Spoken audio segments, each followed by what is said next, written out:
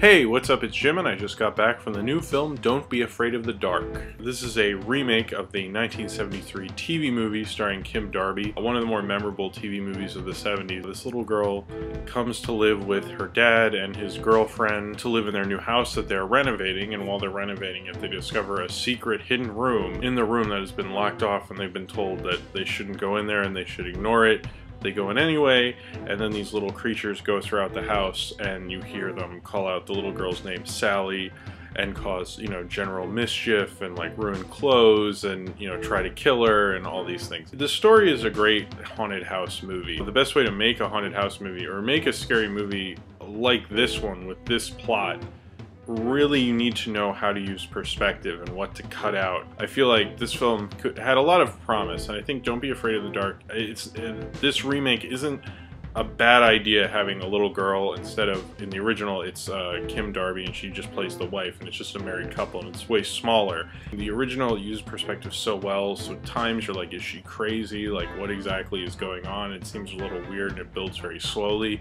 This movie, it felt like we built to about like the end of the second act, and I felt like, oh, it's gonna be over, thank God, because I don't like this movie very much. And then the third act happened and I was like, oh, you gotta be kidding me. The idea of this movie isn't a bad idea, it's just the execution is pretty bad. I think it's not shot very well. Even the creatures, their design is okay, but the creatures just kind of look like some Tim Burton-y kind of. This movie did have a few scary moments, and it did, I was like, whoa, and those were good. And I think Troy Nixey, if he has a good script and a better story, I feel like I would not be surprised if I saw a good movie from this director at one point. It's a remake. It reminds me of all the bad decisions people make with horror remakes. Having us have a Michael Myers that is incredibly over-explained, and in this movie, we have a forward with this guy and the painter whose house it was before, and how he went crazy because of these things, and you see this thing where he's giving teeth,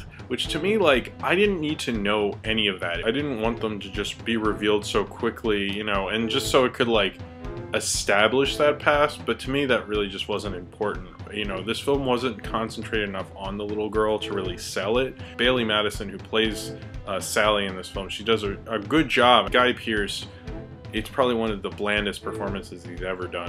I kept feeling it was James Marsden in this movie, or could have been insert here anyone, because it wasn't that interesting of a performance, and that's how it felt to me. Katie Holmes is just very bland and boring. She's like Vaseline on toast. No one does anything interesting. None of the adult actors are so boring and bland, even the guy who goes down and he knows about the creatures and stuff, I thought he was badly voiced over. That was a horrible performance. There's way too much prologue, too much epilogue. There's just there's too much in here, too much explanation, and too much explanation isn't scary.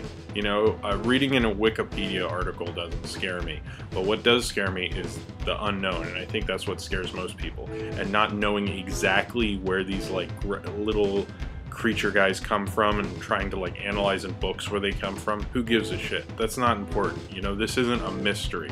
This is a haunted house movie. The most it should have been done is maybe there was a prior incident, but having all this history with this painter, I found the storytelling so poor, and that it's a Del Toro written script. He's supposed to be this great storyteller. I don't get this movie. I don't like it. I don't recommend it. I think it sucks. I don't like this movie. If you can get a copy of the original, I highly recommend that. There's a few cool parts, but it's really just not worth it. This is just a typical, badly written, over-explained Hollywood movie.